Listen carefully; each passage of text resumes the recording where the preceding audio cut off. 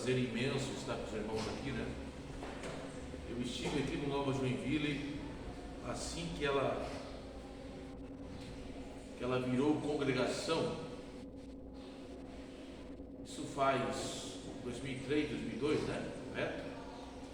Muitos anos, né? Então é um privilégio voltar aqui com os irmãos aqui nesta manhã. Estar com meu amigo presbítero Marcelo, né? Me conheceu, pastor. Deus abençoe sua vida e o seu ministério. Nós terminamos um trimestre abençoado falando sobre primeiro Reis, segundo Reis, sobre como Deus atuou nesta época. A última lição foi o cativeiro de Judá. E vamos começar a falar daquele que, sem dúvida alguma, foi a segunda pessoa mais importante para o cristianismo depois de Jesus. Sem dúvida alguma é o apóstolo Paulo. Paulo foi o maior missionário da história da igreja. Em 3 viagens missionárias, ele fundou igrejas, ele foi usado poderosamente nas mãos do Senhor. Eu destaco aqui o capítulo 19 de Atos. Ele chega em Éfeso, que era uma cidade importantíssima, uma cidade portuária, onde havia o templo da deusa Diana, uma das 7 maravilhas do mundo antigo. No espaço de 2 anos pregando o Evangelho, não somente Éfeso, mas toda a Ásia Menor ouviu o Evangelho. O inferno foi abalado ao ponto de Demétrio, que era responsável ali pelas imagens de Diana, levantar um motim, mas muitas almas já tinham sido ganhas para o Senhor Jesus, através ou intermédio do ministério do apóstolo Paulo. E Paulo também foi o maior teólogo da história da igreja. Ele codificou, estruturou as doutrinas cristãs. O que seria da igreja sem as epístolas paulinas? Sem Romanos, sem 1 Coríntios, sem 2 Coríntios? O que seria da igreja sem as cartas pastorais? 1 Timóteo, 2 Timóteo, Tito? Realmente Paulo, eu sempre me maravilho, ou me emociono, ou causa um impacto no meu coração quando eu falo desse grande homem de Deus. Nesta manhã iremos falar sobre ele, sobre o mundo, o mundo em que seu ministério se desenvolveu, a cultura, a religião da época. Estamos numa aula e às vezes num culto você não tem a oportunidade de fazer uma pergunta, uma colocação. E na nossa limitação, eu sei aqui que o pastor, o presbítero Marcelo também são homens com profundo conhecimento bíblico. Então, se eu não puder responder, se for fora do meu conhecimento, nós estamos aqui para aprender e, fundamental, crescer na graça e no conhecimento do Senhor Jesus. É um prazer imenso estar com os irmãos aqui. Então, nesse 3 de outubro de 2021, como já foi lido e falado aqui, o tema da lição é o mundo do apóstolo Paulo. O mundo num sentido social, cultural, religioso e econômico. Os irmãos sabem que o último livro do Antigo Testamento foi Malaquias, aproximadamente 430 a.C. Quando encerra Malaquias, nós temos um intervalo, um período de 400 anos, chamado de período interbíblico ou período intertestamentário. Quando nós acabamos o Antigo Testamento, o Império Mundial era o Medo Persa. Neemias havia feito uma reforma, Malaquias possivelmente ajudou ali a Neemias nessa reforma. A idolatria foi curada, o grande mal, aprendemos na última lição que fechamos o trimestre, o cativeiro de Judá. O cativeiro foi algo necessário para curar Israel do grande mal da idolatria. Então termina com os persas dominando o mundo. Mas no período interbíblico, no período intertestamentário, que é o silêncio profético, porque não houve nenhum profeta de Malaquias a João Batista, 400 anos, aí João Batista vai profetizar no deserto da Judéia. Mas o período interbíblico intertestamentário é muito importante. Aconteceu coisas muito importantes para a história da humanidade, que vão preparar para nós ver o pano de fundo histórico do Novo Testamento e do ministério do apóstolo Paulo, também de Jesus e dos demais apóstolos. O que aconteceu no período intertestamentário, no período interbíblico? Primeira coisa, lá por 300 e pouco antes de Cristo, filho do rei Filipe da Macedônia, aparece um camarada chamado Alexandre. Quem já ouviu falar de Alexandre o Grande? Esse jovem, esse moço, que a história diz que foi instruído aos pés do filósofo Aristóteles, ele conquista o mundo todo. Todo mundo da época foi conquistado por Alexandre. Só que Alexandre ele era diferente dos demais conquistadores. Alexandre, em vez de conquistar pela força, pela violência, Alexandre, claro, né? Não sei se ele herdou isso do filósofo Aristóteles, a qual ele foi ensinado. Ele sabia que conquistar o homem pela mente aqui, pelo intelecto, era muito melhor. E Alexandre faz isso. O que ele faz? Ele espalha a cultura helênica, a religião grega pelo mundo, né? Então o mundo inteiro, a cultura, a língua grega, a filosofia grega é espalhada pelo mundo, até surge uma cidade em homenagem ao seu nome, Alexandria. Isso vai impactar muito, vai transformar muito o mundo no período do Novo Testamento. É nesse período também que surge a Septuaginta, a tradução dos 70 do hebraico, a tradução do Antigo Testamento do hebraico para o grego. É nesse período que surge Cleópatra no Egito. É nesse período que surge Marco Antônio. É nesse período que também Roma começa a nascer. O Império grego, ele deixa de ser o Império Mundial. Roma surge e assume o controle do mundo, o maior e mais poderoso império que o mundo teve. Nós tivemos 6 impérios mundiais. O primeiro, o egípcio. O segundo, o assírio. O terceiro, o babilônico. O quarto, o medo-persa. O quinto, o grego. E o sexto, o romano. Só que interessante, quando passamos a estudar, nós entendemos que Roma dominava o mundo pela espada, pela força, pelo seu grande exército, mas ainda a herança de Alexandre, os gregos ainda dominavam o mundo pela sabedoria, pela sua filosofia, pela sua cultura e pela sua religião. Tanto que é chamado então mundo greco-romano. Tanto que os deuses que os romanos eles adoram, só muda o nome, são os mesmos deuses gregos. Por exemplo, Zeus, o deus supremo dos gregos, é chamado pelos romanos de Júpiter. Por exemplo, a deusa do amor, Afrodite, dos gregos, é chamado pelos romanos de Diana. Muda apenas isso. Tão forte é a influência grega, é a influência de Alexandre nesse mundo que agora surge.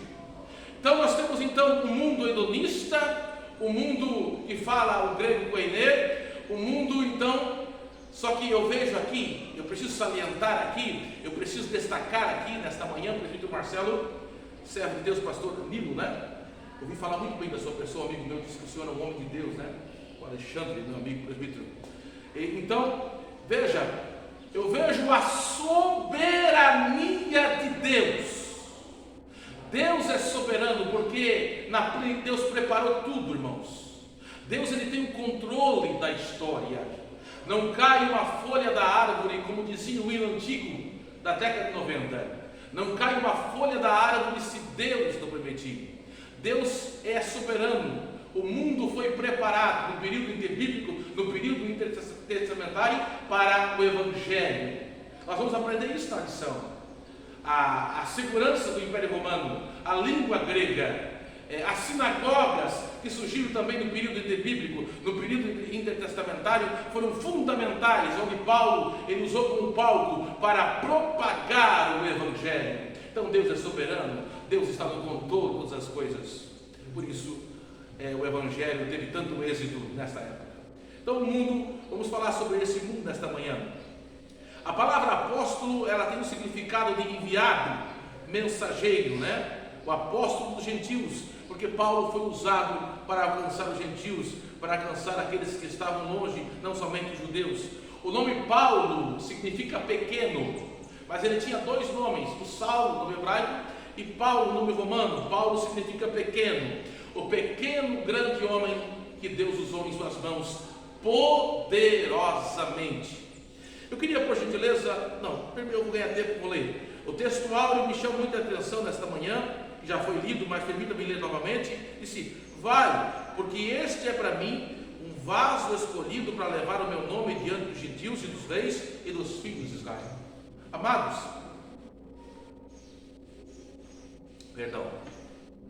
é importante aqui frisarmos, eu não vou entrar aqui no mérito, eu vou lecionar a terceira lição do Nova Esperança, mas deixa eu dar uma pincelada aqui. É tão importante a conversão de Saulo no capítulo 9, é muito importante. Na história do cristianismo, esse capítulo 9, é muito importante. Damasco era uma das cidades mais antigas do mundo. E Paulo e o Sinédrio queriam impedir o avanço do Evangelho. Paulo então vai em destino de Damasco para tentar impedir que o Evangelho chegasse em Damasco e se espalhasse pelo mundo antigo. Mas no caminho ele tem um encontro que muda a sua vida, um encontro com Jesus. Então, quando Ananias ele é visitado pelo Senhor, e Jesus diz para ele orar por Paulo. Ananias, é interessante que Ananias ele só aparece aqui na história bíblica, no livro de Atos, mas ele foi usado para orar por o maior apóstolo, o maior missionário da história da igreja, que foi o apóstolo Paulo. Ananias, quando fica sabendo que o Senhor quer enviar ele para orar pelo grande perseguidor, por aquele que arrancava as pessoas de suas casas, por aquele que era um verdadeiro pesadelo, ele teme. Ananias teme. Aí o Senhor vai dizer: vai, porque esse é para mim um vaso escolhido. Paulo, ele foi instruído, nós vamos ver isso na lição, foi instruído aos pés de Gamaliel. Paulo, ele era um homem que tinha um conhecimento muito grande da cultura grega. Nós podemos perceber isso no capítulo 17 de Atos, quando ele está no Areópago, falando com os filósofos estoicos e epicureus. Nós vemos o seu grande conhecimento ali da cultura grega. Ele não vai chegar lá falando de Moisés e Davi, porque os gregos não tinham esse conhecimento, mas ele vai citar até algumas frases dos filósofos gregos. Isso atrai a atenção dos gregos, tanto os estoicos como epicureus. Mas quando ele fala da ressurreição, para os gregos, ressurreição era loucura. Mas Paulo ganhou alguns ali. Vê o grande conhecimento que Paulo tinha. Eu vejo aqui também, amados, que Deus ele tem a pessoa certa para usar. Nosso Deus é tremendo. Ele tem alguém para usar no palácio, mas tem alguém para usar nos lugares simples também. Eu vejo isso, eu falei na última lição da escola dominical ali no Nova Esperança, que Deus tinha Daniel, isso no Antigo Testamento, lá no finalzinho do reino de Judá. Deus tinha Daniel no palácio, Deus tinha Ezequiel com o povo às margens do rio Quebar, e Deus tinha Jeremias lá em Jerusalém. Deus sempre tem alguém para usar, e Deus prepara as pessoas. Deus ele vai preparando as pessoas para usar, irmãos. Você está sentado, eu sempre procuro trazer e aplicar para a nossa realidade, para as nossas vidas, se possível. Você está sentado aqui nesta manhã, e talvez você nem imagina o que Deus tem preparado para você. Você não está à toa, você não está em vão aqui. Deus está te preparando para a grande coisa. Quem sabe no futuro, se Jesus não voltar, você será um grande mestre, um grande pregador, mas há um período de preparação. A gente vê isso na vida de Moisés. Moisés ficou 40 anos como príncipe do Egito. Ele tinha ali com certeza acesso ao código de Hammurabi, que já era um código de leis conhecido na Mesopotâmia. Então Deus preparou Moisés para ser o grande líder do seu povo, do povo hebreu. Nós vemos também isso em Davi, porque Davi ele foi ungido rei, mas não foi no dia seguinte que ele virou rei de Israel. Ele passou por um processo, mais de 10 anos, sendo perseguido por Saul, Deus trabalhando na sua vida, para que chegasse no momento do trono ali, ele fosse poderosamente usado por Deus. E da mesma forma todo o conhecimento que Paulo herdou, todo o conhecimento, tanto filosófico como conhecimento das Sagradas Escrituras, todo o conhecimento, foi porque Deus, na sua onisciência, Deus, na sua soberania, Ele sabia que Paulo, lá na frente, ia ser poderosamente usado, e Deus estava preparando Paulo para esse grande propósito. Deus tem um grande propósito na tua vida. Deus tem um grande propósito nas nossas vidas. Aí eu acho interessante, irmãos, há 3 fontes de conhecimento. 3 fontes de conhecimento. O conhecimento herdado, que passa de pai para filho, é muito importante, né? O conhecimento herdado. Paulo tinha isso, tanto que ele era fazedor de tendas. Tem o conhecimento adquirido. Paulo tinha isso. O que é o conhecimento adquirido? Quando você lê livros em faculdades, na escola, esse é o conhecimento adquirido, muito importante. Paulo tinha isso. E o conhecimento revelado, quando Deus traz a revelação ao coração do homem, Paulo também tinha isso. Paulo tinha essa revelação de Deus, que o próprio apóstolo Pedro ele vai dizer, agora me perdoe, não me lembro o texto, mas eu sei esse texto, que Pedro vai dizer, falando de Paulo, que Paulo, o conhecimento dele era tão profundo que havia algumas partes difíceis de entender, porque Paulo recebera do próprio Senhor esta revelação, irmãos. Porque depois, olha, Paulo tinha conhecimento adquirido, conhecimento herdado, Paulo tinha conhecimento da cultura grega, da religião grega. Mas então, quando chega, irmãos, o momento da conversão de Paulo, na ótica humana, isso aqui é tremendo, irmãos. Na ótica humana nós podíamos olhar para Paulo, um fariseu, um rabi, um mestre, né? Com todo aquele conhecimento, com toda aquela bagagem, agora convertido, está pronto, não. Tinha que passar pelo processo. Deus leva ele para a Arábia, depois ele fica lá em Tarso, acho que ficou quase 14 anos, até o capítulo 13, versículo 2 de Atos. Aí Deus começa a abençoar Antioquia, né? Deus começa a salvar ali. Aí o Barnabé, o filho da consolação, ele se lembrou. Paulo estava lá, Paulo estava lá em Tarso, ele se lembrou, foi lá buscar Saulo para trazer ele de Tarso para Antioquia. E lá no capítulo 13, no versículo 2, eles estavam orando e servindo eles ao Senhor e jejuando. Disse o Espírito Santo: apartai a Saulo e a Barnabé para a obra que os tenho chamado. Deus então confirma ali, mas Paulo teve que passar pelo processo, irmãos, pelo processo. É importante o conhecimento, é importante, mas também é importante a graça e a unção. É importante a graça e a unção no joelho, mas é importante também você estar na escola dominical, você estar no culto de terça, você fazer o curso teu. Tudo é importante, tudo isso é um preparo, irmãos, para Deus te usar poderosamente nas suas mãos. Nós percebemos isso na vida, na chamada do apóstolo Paulo. Alguém tem uma pergunta, uma colocação? Os irmãos têm toda a liberdade, né? De fazer uma colocação aqui nesta manhã. Eu estou aqui para aprender com os irmãos também nesta manhã tão linda que o Senhor tem nos dado. Verdade prática. O servo de Deus deu uma pincelada que comentou, né, sobre a pregação de ontem à noite aqui, e o Senhor estava me fazendo lembrar sobre isso aqui, irmãos, sobre as circunstâncias. Deus é maravilhoso. Eu vou repetir, Deus é soberano. Deus está no controle de todas as coisas. Eu acho lindo trabalhar de Deus, pastor Nilo, que Ele faz da tragédia o triunfo. Deus faz da luta a bênção. Eu vou citar só um exemplo. Finalzinho do capítulo 7 de Atos. Finalzinho do capítulo 7 de Atos. O Estevão, que foi o primeiro mártir, ele está sendo apedrejado ali.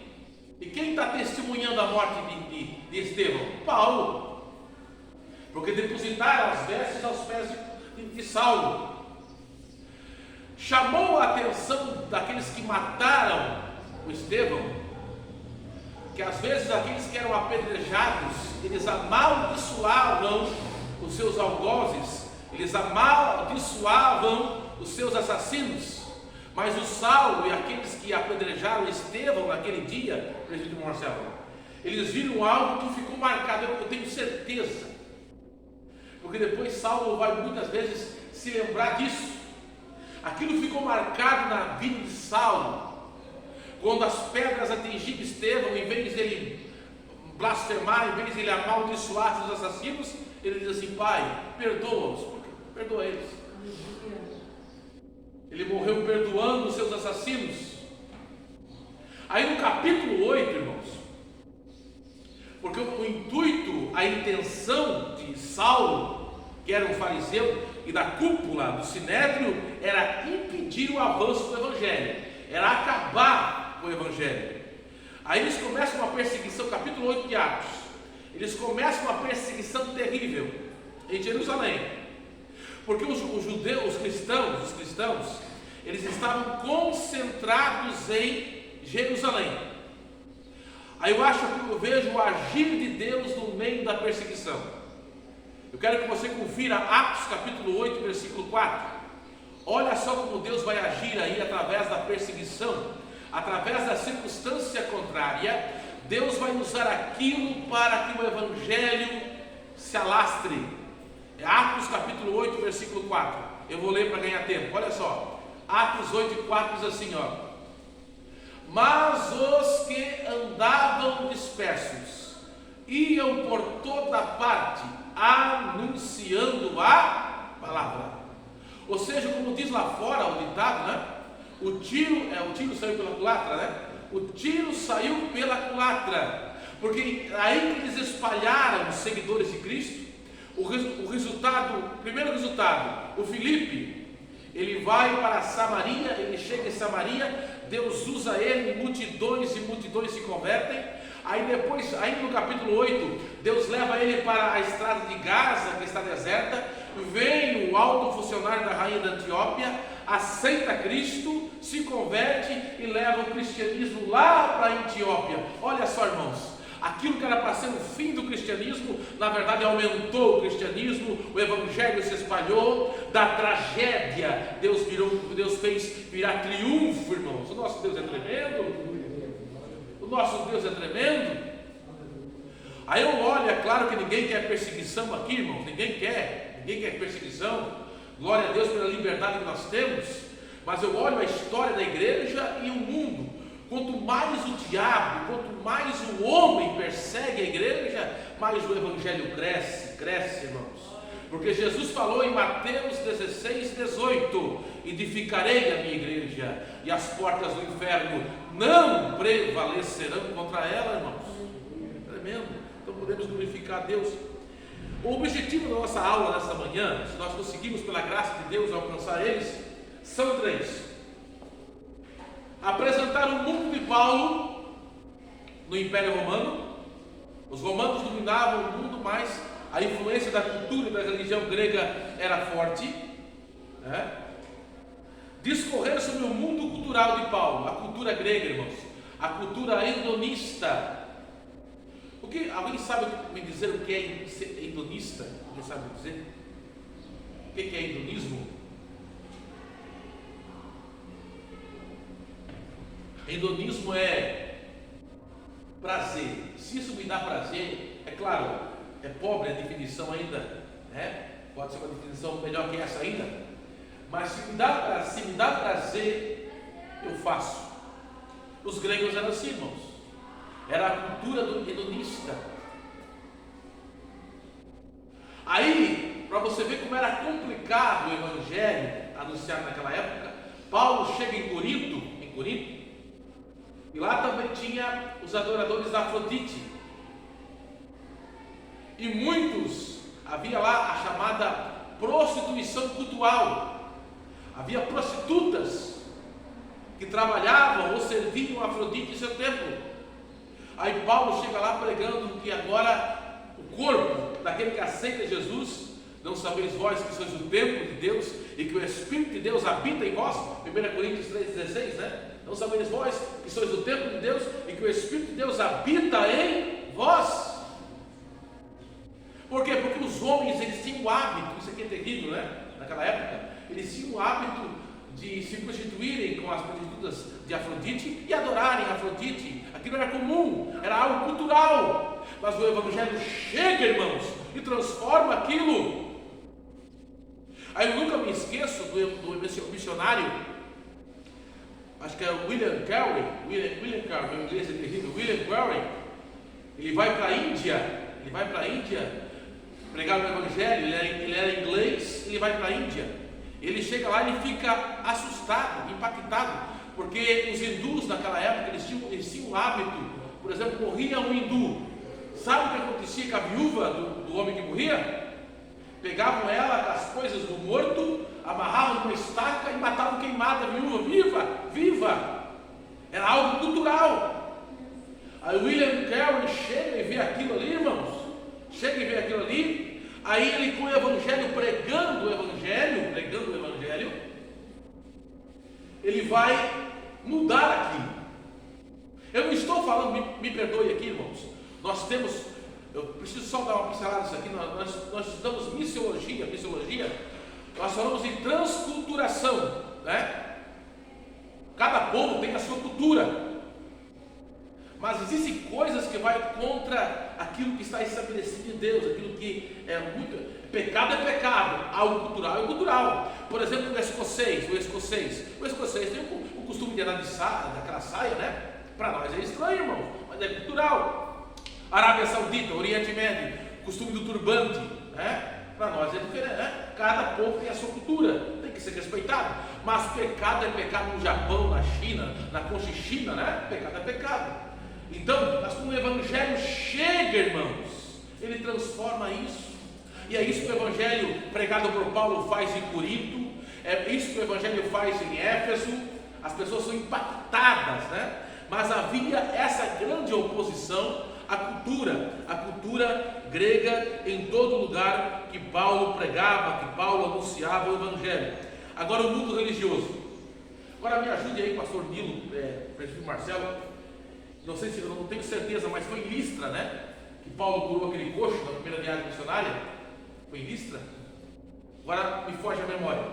Eu sei que quando Paulo com Barnabé curaram, Jesus curou através de Paulo, aquele homem. Olha só como era terrível. Perdão. Como era a religião. Havia um mito dos pagãos que Zeus e Mercúrio, né? Zeus e Mercúrio, Mercúrio era o deus da comunicação, o mensageiro. Eles tinham vindo na terra e o povo não recebeu eles, aí transformaram os homens em sapo, e um dia eles iam voltar. Aí quando Paulo pregava o Evangelho e Barnabé ali, e aquele homem foi curado, eles pensaram, Paulo é Mercúrio, porque era muito falador, né? O Deus mensageiro, e o Barnabé é Júpiter, são os deuses, os Zeus e o Mercúrio, são os deuses. E começaram, aí Paulo, nas suas vestes com Barnabé, nós somos homens iguais a vocês, viemos anunciar sim o Deus verdadeiro, o Deus dos céus e da terra. Aí os judaizantes, aqueles que perseguiam Paulo, de cidade em cidade, fizeram a multidão apedrejar eles, mas Paulo escapou da morte. Mas a religião, irmãos, era politeísta. Cada cidade tinha um Deus. Aí chegando em Diana, ali a deusa dos Efésios, ali, a grande Diana dos Efésios, a multidão, quando Demétrio levantou o motim, por espaço de mais de 2 horas, clamou assim, grande é Diana dos Efésios. Já pensou, irmãos? Essa oposição. Mas Paulo, pregando o Evangelho, ele ganhou muitas almas. E as pessoas deixaram de adorar os falsos deuses. Por exemplo, quando ele chega em Filipos, segunda viagem missionária, tinha uma moça que ela era adivinha, ela dava muito lucro para os seus senhores. Quando nós estudamos a história, o termo pitonisa, pitonisa, né? Pitonisa. Quem que eram as pitonisas? Eram moças ou mulheres que Apolo, um deus grego, usava, e elas falavam, elas profetizavam. Então a cidade ali era dominada por essa falsa, por esse espírito do engano. Mas Paulo chega lá, usado por Deus, aí com Silas agora, né? Aí o demônio querendo enganar as pessoas, olha, esses aí são servos do Deus Altíssimo. Paulo repreende, a moça é liberta, e daí não adivinha mais nada. Paulo vai preso, mas lá no cárcere, o carcereiro e a família são salvos, e uma igreja nasce. Aí Paulo vai preso, mas sabe quem cuidou de Paulo na igreja? Sabe qual foi a igreja que cuidou de Paulo quando Paulo estava preso? A igreja de Filipos, aos filipenses. Foi o lugar que Paulo mais sofreu, mas quando Paulo escreve a carta, é o lugar que ele mais se alegra no Senhor, porque o evangelho, irmãos, é poderoso. Os demônios caem por terra, toda a força contrária cai por terra. É isso que Deus faz, usando a minha vida, usando a sua vida, e assim Ele usou a vida do apóstolo Paulo. Eu quero, por gentileza, irmãos, nesta manhã, que alguém leia para mim a introdução da lição.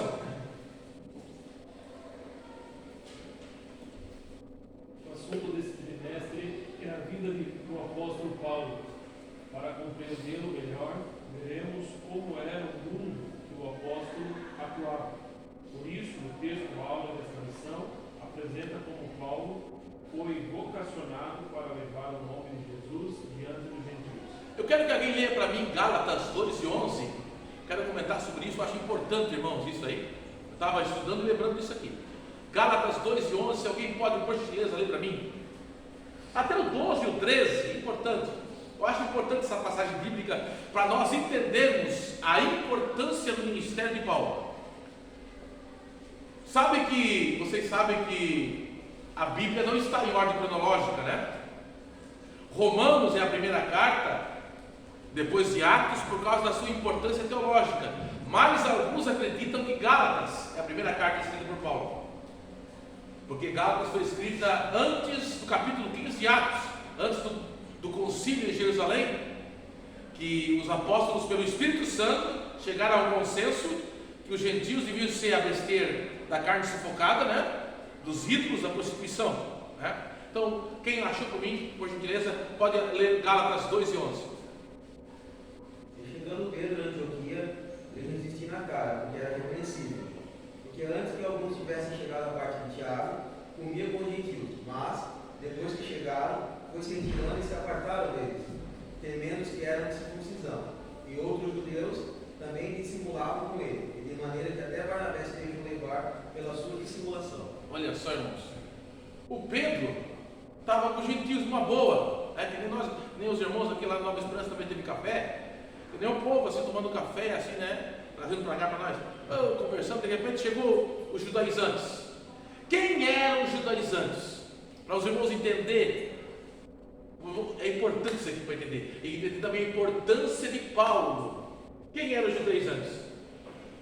Perdão, eram judeus.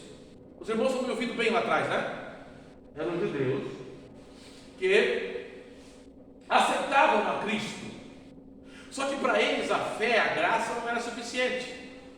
Para eles, irmãos, os gentios tinham que passar pela circuncisão, guardar o sábado, não comer carne de porco. Isso aqui de porco é bom, né? Sim, entendeu? Aí os judaizantes chegam, o Paulo, quem sabe Pedro está comendo uma bistequinha de porco, uma coisa assim, né, irmão? Aí chega assim o Pedro deixa os gentios, vai com os judaizantes, fica com os judaizantes. E até o Barnabé, o filho da consolação, estava. Aí o Paulo chega a ver aquele negócio ali, irmão, aquela separação. Aí o Paulo vai falar com Pedro: que negócio é esse? Paulo é fundamental, irmãos, porque se não fosse isso, o cristianismo ia ser mais um ramo do judaísmo, ia ser subjugado pelo judaísmo. Mas Paulo chega dizendo: o judaísmo é uma coisa, o cristianismo é outra. O judaísmo é a lei, o cristianismo é a graça, porque pela graça sois salvos, e isso não vem de vós, é dom de Deus, não vem das obras, para que ninguém se glorie. É isso que Paulo faz, irmão. Ele tem essa visão. É por isso que Deus escolheu ele. O judaísmo é uma coisa, glória a Deus pelo judaísmo, pelo Antigo Testamento, mas a nova aliança é maior, irmão. O Antigo Testamento foi por sangue de animais, o Novo Testamento é o sangue de Cristo. Se bem que tem judaizante ainda hoje, né, irmãos? Judaizante que guarda o sábado, judaizante que não come carne de porco, né? Mas nós somos pela graça, irmãos, né? A graça. Então é fundamental isso, irmãos. Por isso que Paulo é chamado apóstolo dos gentios. Deus usou ele para isso, irmãos, para diferenciar o judaísmo do cristianismo. Irmão, entenderam? É importante. Por isso eu sou apaixonado por Paulo, essa coragem. Quem conhece o Evangelho sabe, o Pedro não era fácil, o Pedro tinha um temperamento forte, né, irmão? O Pedro lá com o Malco, lá já arrancou, cortou a orelha na hora do Malco lá, o Pedro, né? Mas o Paulo tinha um temperamento mais forte, né? Paulo pela verdade, irmãos. Paulo é fantástico, Paulo sendo usado nas mãos de Deus. Agora eu quero, por gentileza, que alguém leia para mim o tópico 1 aqui, o mundo de Paulo no Império Romano. Alguém, por gentileza, leia para mim o mundo de Paulo no Império Romano. Poucas informações concretas acerca da vida cronológica de Paulo, como a sua data de nascimento, formação cultural e religiosa. Geograficamente, Paulo, muçulmano, era natural de Tarso, estava Sicília, que ficava às margens do rio Cícicos, na Ásia Menor. Sobre o seu nascimento, não temos dados precisos, talvez tenha ocorrido no ano de 5 a.C. Dessa forma, quando nosso Senhor foi crucificado, Paulo poderia ter 30 a 35 anos de idade. Aí existem muitas especulações, né? Nós não podemos dar uma exatidão de algumas coisas. Por exemplo, alguns expositores, é uma hipótese, eu posso afirmar aqui, que talvez Paulo, que era Saulo, né? Ele tenha até chegado a ouvir Jesus ou os seus sermões, mas não é algo exato. A única coisa que nós temos certeza é que ele era de Tarso. E ele tinha aqui, irmãos, a cidadania romana. Isso era importante demais. Vocês se lembram da segunda viagem missionária? Que ele foi açoitado em praça pública e jogado num calabouço. Como romano, não podia fazer isso sem o julgamento. Aí quando os magistrados da cidade ficam sabendo disso, ficam assustados, né? Várias vezes, irmãos, Paulo usou isso. Usou esse benefício que ele tinha, trazendo e aplicando para nós, irmãos. Nós temos que separar as coisas, separar as coisas, né? Porque nós não somos anjo ainda. Ou tem alguém que é anjo aí, está escondendo a asa aí, né? Não somos. Então nós temos direito de cidadão. Se aquilo está no nosso direito, irmãos, é claro, no nosso direito nós temos o direito de reivindicar, né? Importante. A igreja tem um papel muito grande, irmãos, Não vim aqui falar de política, né? Mas hoje as autoridades, lá o pessoal de Brasília, sabem a importância que nós temos, irmãos. Sabem a importância da igreja no contexto. Importante isso, e nós temos que usar isso para o bem do Evangelho. Paulo usou essa questão da cidadania romana para o bem do Evangelho. Ele usou isso, para o bem do Evangelho. Nós devemos, irmãos, nessa sociedade, também fazer isso, usar o nosso direito, para nós podermos, de uma forma, nós somos igreja, e a igreja tem que fazer uma diferença nessa sociedade, não esquecendo o seu papel aqui na terra, porque nós estamos aqui, nós somos peregrinos, a nossa morada, nós somos o céu, mas enquanto estivermos aqui, nós temos direitos, nós temos coisas que não podemos nos omitir. Paulo fez isso muito bem. A geografia do mundo de Paulo, quem pode ler para mim? Ponto 2. A geografia do mundo de Paulo. Eu vou ler para ganhar tempo. Geograficamente, o mundo gentílico estava sob o domínio do Império Romano. Naqueles dias, entre o ano 33 e 35 antes de Cristo, depois de Cristo, o imperador era Tibério que foi o mesmo imperador quando Cristo foi crucificado. A dimensão geográfica do Império Romano permitia excelentes possibilidades de viagens missionárias, ou seja, irmãos, as estradas eram seguras. Olha outra coisa, irmãos, isso beneficiou a propagação do Evangelho. Por quê? Porque Paulo ele podia caminhar por todo as estradas romanas e havia segurança, não havia ladrões, né? Poderia acontecer de haver ladrões, como na parábola do bom samaritano, mas os romanos sempre estavam cuidando com seus soldados, com as suas legiões. E aqueles que não estavam dentro do Império Romano tinha limites. E aqueles que não estavam nos limites do Império Romano eram chamados de bárbaros. Bárbaros, né? Aqueles que não estavam no limite ou não faziam parte do Império Romano. Segundo informes da história, a malha viária abrangia em torno de 300 mil quilômetros, sendo que 90 mil quilômetros apresentavam condições, bastante, né, irmão? Bastante mesmo, excelentes condições para viajar. As estradas do Império, bem como as vias marítimas, foram de grande importância para a expansão, aquilo que eu falei, né? Para a expansão da fé cristã. Pelo Espírito Santo, o apóstolo percebeu as oportunidades incríveis para a disseminação do Evangelho do Império. Ele usou todos os meios possíveis de transporte da época, inclusive navios pelas vias marítimas, nas quais sofreu naufrágios, não se lembram, né, do naufrágio de Paulo, enfermidades. Assim, a geografia do mundo paulino tem papel essencial para a plantação das primeiras igrejas. Por isso, devemos pensar nas oportunidades que Deus nos dá para a eficiência do evangelho, da evangelização urbana e do campo. Irmãos, então Paulo, é interessante analisar isso aqui, irmãos. Perdão.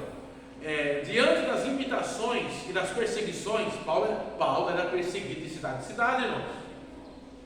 Ali na segunda viagem missionária, ele foi perseguido em Filipos, depois ele foi para Tessalônica, né? Foi perseguido em Tessalônica, depois ele foi em Bereia, perseguido em Bereia, ele era perseguido em lugar em lugar.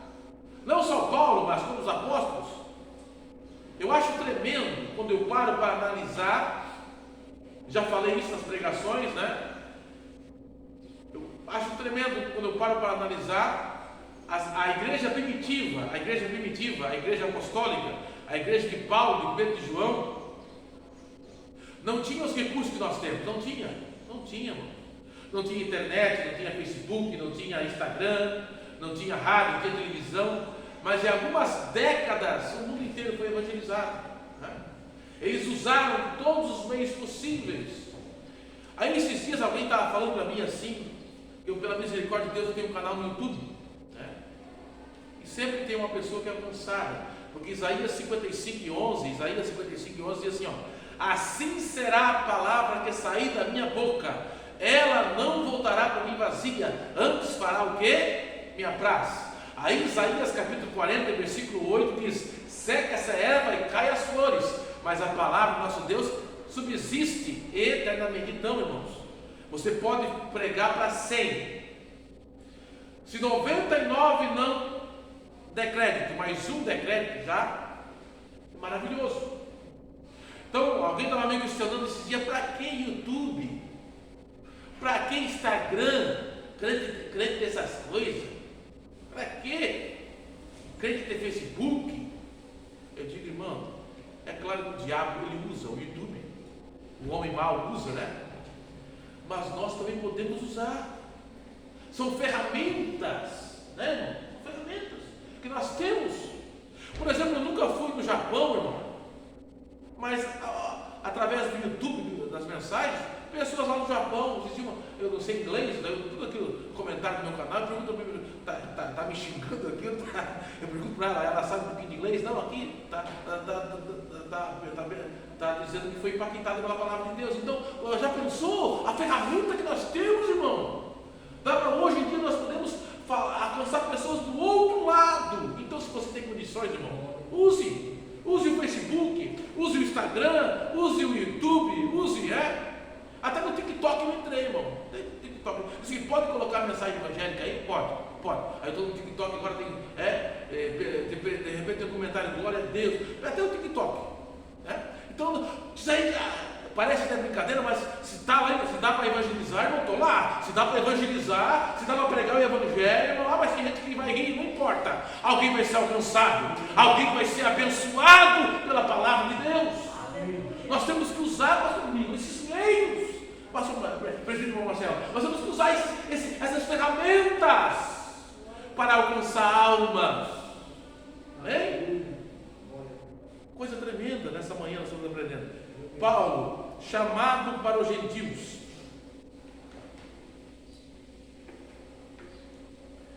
Atos 9 mostra que em sua família, que em sua infinita sabedoria e presciência, Deus separou Paulo e o chamou a partir de uma experiência espiritual impressionante, bem diferente dos demais apóstolos, para levar o nome de Jesus ao mundo gentílico.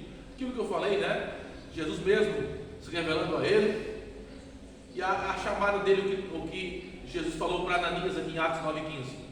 Ele soube que seu apostolado não se daria em Jerusalém, que já tinha Pedro, Tiago, o irmão do Senhor, e João, além dos outros apóstolos, que ainda não haviam se espalhado pelo mundo. Por isso, Atos 26 menciona o testemunho pessoal do apóstolo perante o rei Agripa. Eu acho lindo, irmão, né? O rei Agripa e o Festo, né? Era Festo o governador? Festo. Ele vai dizer assim: Paulo, as muitas letras que fazem delirar. Aí o rei Agripa II, teve 4 Herodes na Bíblia: o Herodes Grande, Herodes Antipas, Herodes Agripa I, que foi morrido com medo de bicho,